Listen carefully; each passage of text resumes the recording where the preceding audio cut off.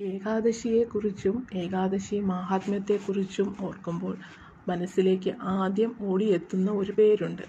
ഭാഗവതത്തിലെ അംബരീഷ മഹാരാജാവ്. ഇക്ഷ്വാകു വംശത്തിലെ ഒരു ചക്രവർത്തിയായിരുന്നു അംബരീഷൻ. സകല സൗഭാഗ്യങ്ങളും ഐശ്വര്യങ്ങളും ഒന്നിച്ചു ലഭിച്ച ഒരു മഹാഭാഗ്യവാൻ.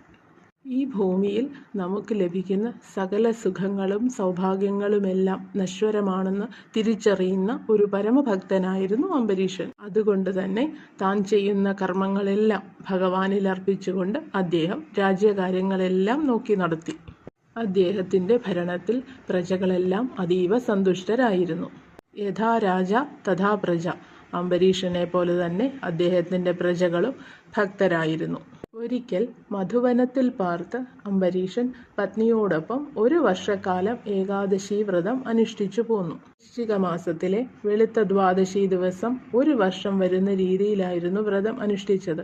ഒരു വർഷമായി ദ്വാദശി ദിവസം പാരണ ചെയ്ത് വ്രതം അവസാനിപ്പിക്കേണ്ട സമയമെത്തി. ഇന്ദ്രന്റെ നിർദ്ദേശപ്രകാരം അംബരീഷ ചക്രവർത്തിയുടെ വ്രതം മുടക്കാനായി ദുർവാസാവ് മഹർഷി അവിടെ അതിഥിയായി എത്തി. തന്റെ വ്രതം മുടക്കുവാനാണ് മഹർഷി അവിടെ എത്തിയത് എന്ന് തിരിച്ചറിയാതിരുന്ന അംബരീഷൻ മഹർഷിയെ നമസ്കരിച്ച് പാരണയ്ക്ക് ക്ഷണിച്ചു.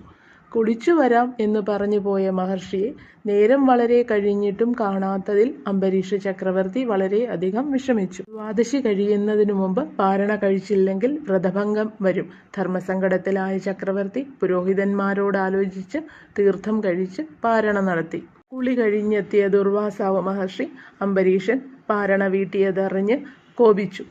ദുർവാസാവ് മഹർഷിയുടെ മുൻകോപം പ്രസിദ്ധമാണല്ലോ. കോപം വന്നാൽ ഉടൻ അദ്ദേഹം ശപിക്കും. കോപം സഹിക്കവയ്യാതെ അദ്ദേഹം തൻ്റെ ജട പിടിച്ചു വലിച്ചെറിഞ്ഞു. അപ്പോൾ അതാ ഒരു ഭയങ്കര രൂപം ആ ജടയിൽ നിന്നും രൂപം കൊണ്ടിരിക്കുന്നു. കൃത്യ. ആ ഭീകരരൂപി വാളും കൊണ്ട് അംബരീഷന്റെ നേർക്ക് ചാടി. അംബരീഷനുണ്ടോ പേടി? ഭഗവാനെ പ്രാർത്ഥിച്ച് നിശബ്ദമായി നിന്നു അദ്ദേഹം. പറഞ്ഞയച്ച കൃത്യ ഇപ്പോൾ അംബരീഷനെ വകവരുത്തും എന്നായിരുന്നു ദുർവാസാവ് മഹർഷി പ്രതീക്ഷിച്ചത്. എന്നാൽ ദുർവാസാവ് മഹർഷിയുടെ പ്രതീക്ഷകളെയെല്ലാം തകിടം മറിച്ചുകൊണ്ട് ഭഗവാന്റെ സുദർശന ചക്രം കൃത്യയെ ഭസ്മമാക്കി. ദുർവാസാവ് മഹർഷി പരിഭ്രാന്തനായി. അപ്പോൾ അതാ വരുന്നു ചക്രം മഹർഷിയുടെ നേരെ. ഭഗവാന്റെ സുദർശന ചക്രം തൻ്റെ ജീവൻ എടുക്കും എന്ന അവസ്ഥ വന്നപ്പോൾ മഹർഷി അതാ ഓടാൻ തുടങ്ങി. ഭൂമി മുഴുവൻ ഓടിയ മഹർഷി പിന്നീട് ദേവലോകത്തേക്ക് പോയി. ഒരിടത്തും മുനിക്ക് രക്ഷ കിട്ടിയില്ല. ചക്രം പിന്തുടർന്നുകൊണ്ടിരുന്നു. രക്ഷയ്ക്കായി ദുർവാസാവ് മഹർഷി ആദ്യം ബ്രഹ്മാവിനെയും പിന്നീട് കൈലാസത്തിൽ ചെന്ന് മഹാദേവനെയും ആശ്രയിച്ചു. സുദർശന ചക്രത്തിൽ നിന്നും രക്ഷ നേടാൻ മഹാവിഷ്ണുവിനെ ആശ്രയിക്കുക മാത്രമേ വഴിയുള്ളൂ എന്ന് മഹാദേവൻ മുനിയെ ഉപദേശിച്ചു. ദുർവാസാവ് മഹർഷി പ്രാണരക്ഷാർത്ഥം വൈകുണ്ഠത്തിലേക്ക് ഓടി. പുറകെ ഭഗവാന്റെ സുദർശന ചക്രവും ഉണ്ടായിരുന്നു. അംബരീഷനെ തന്നെ ശരണം പ്രാപിക്കുക, അദ്ദേഹത്തോട് മാപ്പ് ചോദിക്കുക, അദ്ദേഹം ക്ഷമിച്ചാൽ രക്ഷ കിട്ടും. ഇതായിരുന്നു മഹാവിഷ്ണുവിന്റെ മറുപടി. അംബരീഷനെ നശിപ്പിക്കാൻ ശ്രമിച്ച ദുർവാസാവ് മഹർഷിക്ക് അദ്ദേഹത്തെ തന്നെ ശരണം പ്രാപിച്ചേ മതിയാവൂ എന്ന അവസ്ഥയായി. ദുർവാസാവ് മഹർഷി തിരികെ അംബരീഷന്റെ അടുക്കലേക്കോടി. അദ്ദേഹത്തിന്റെ പാദങ്ങളിൽ സാഷ്ടാംഗം നമസ്കരിച്ചു.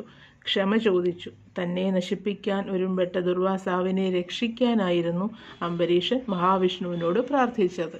ഭക്തന്റെ പ്രാർത്ഥന ഭഗവാൻ സ്വീകരിച്ചതോടുകൂടി സുദർശന ചക്രം പിൻവാങ്ങി. ഏകാദശി വ്രതത്തിന്റെ മാഹാത്മ്യം മനസ്സിലാക്കിയ ദുർവാസാവ് മഹർഷി അംബരീഷനെ അനുഗ്രഹിക്കുകയും ചെയ്തു. ക്ഷിപ്രകോപം എല്ലാവർക്കും വിനയാണ്. വിനയമുണ്ടെങ്കിൽ നമുക്ക് എന്തും ക്ഷമിക്കുവാൻ കഴിയും. അതില്ലെങ്കിൽ എന്തു നേടിയാലും വിപരീത ഫലമേ ലഭിക്കൂ. സജ്ജനങ്ങളെ ദ്രോഹിച്ചാൽ അത് തനിക്ക് തന്നെ തിരിച്ചു കിട്ടും എന്നൊരു പാഠം നമുക്ക് ഈ കഥയിൽ നിന്നും ലഭിക്കുന്നു.